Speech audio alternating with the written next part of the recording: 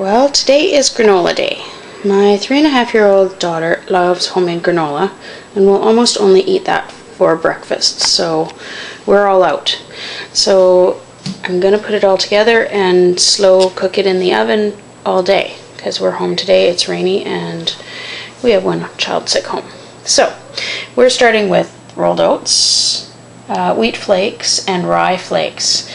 And I can't give you a recipe because I don't have such a thing. I just put whatever I've got put together in the cupboard, mix it all together, and go with that. So basically you need oats and you need a mixture of oil, and I have honey in here, and then I mix it with maple syrup as well. And that's the liquid that coats it, that makes it crispy. On occasion I like to add some peanut butter, which I'm going to do today. And my two new ingredients based on other people on YouTube, I'm going to try a little bit of whole milk powder and some nutritional yeast as well. Let's see how that goes. I think that'll add a bit of salty flavor as well. We're going to add ribbon coconut, sunflower seeds, and almond slivers this time. And then when it's all done, we're going to add dried cherries that are pitted and dark raisins and light raisins. So I'm just going to put it all together and get it ready for the oven. Here we've got it all mixed together, and we still have our raisins and cherries on the side because they'll go in after everything's cooked and get mixed in, because if you cook them in the oven they will get all puffy and burnt and it's no good. So they go in last. So we mixed all that together. Now the liquid we put all in one container, and then I'm going to just warm it up here in the microwave for about 2 minutes. That softens the oil and the peanut butter and mixes it all together. So 2 minutes or so, and then I'll check it and see what happens. If it's good enough, we'll throw it on in. We want to melt the honey and make it all so it fits together. So now we have it all warmed up and mixed together here, and we're just going to pour it all in. And what you want to do is basically moisten all your flakes. So we'll take a bit of mixing here, and then we'll put it in the oven. So I'll just give it a mix up here.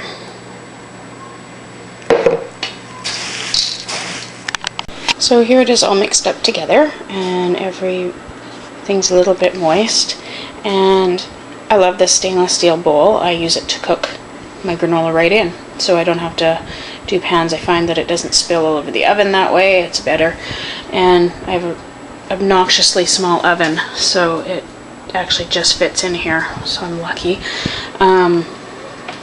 I also scoop it all, I don't know if you can tell in the video, up the sides, up the edges of the bowl, so that there's as much surface showing as possible. I stick it in the oven at about 150, between 150, maybe 200, about 200, and I'll cook it for 3 or 4 hours, however long it takes, till it starts to look crispy and brown, and I'll show you what that looks like when we get there. So about every half an hour I go in and give it a stir, and it makes the house smell really good, and on a rainy day like today it warms up the house and makes it cozy, very, very cozy. So to go with my yogurt, or my granola, I'm going to make yogurt. And a couple months ago I discovered on YouTube another Canadian that makes crockpot yogurt, and it's Canadian Patriot 1973. So I have ever since I've seen the video used her style, because it's super, super easy for making yogurt. So I just use my big crock pot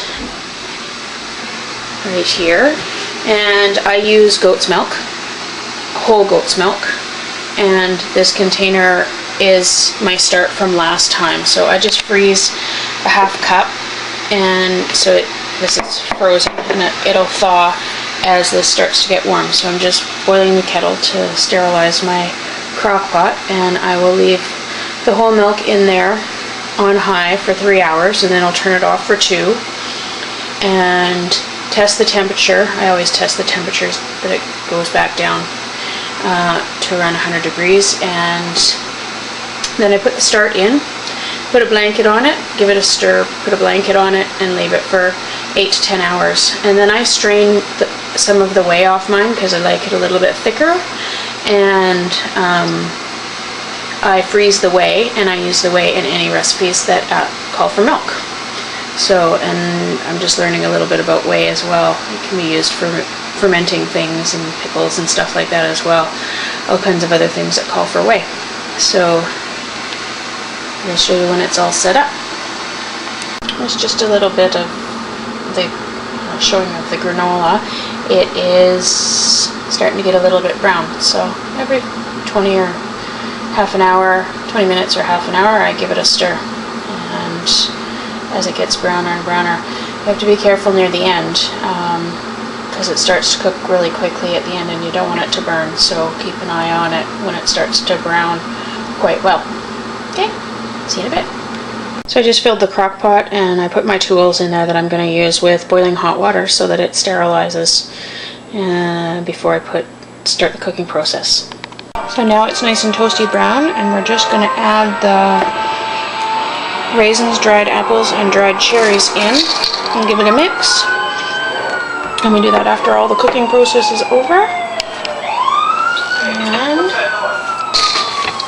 And then we will have granola. Yum. See you later. So I've added my culture now and taken the yogurt off the heat and left it in the crock pot with the lid on. And then for the next 8 hours I put it on my heating pad on the lowest setting and tuck it in, cover it up with a blanket. I'll check it in about 8 hours, and then I strain it. And that's yogurt. Easy peasy. And there's just one last shot of the wonderful granola.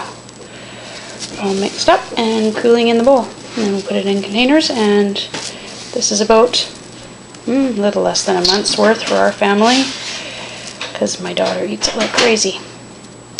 Bye!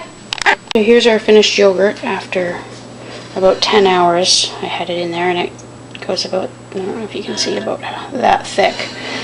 So it's still pretty thin for our liking, so now I'm going to put it in this strainer through cheesecloth, and it'll thicken up, and we'll keep the whey frozen in 1 cup containers so that we can use it for any of the baking that we have.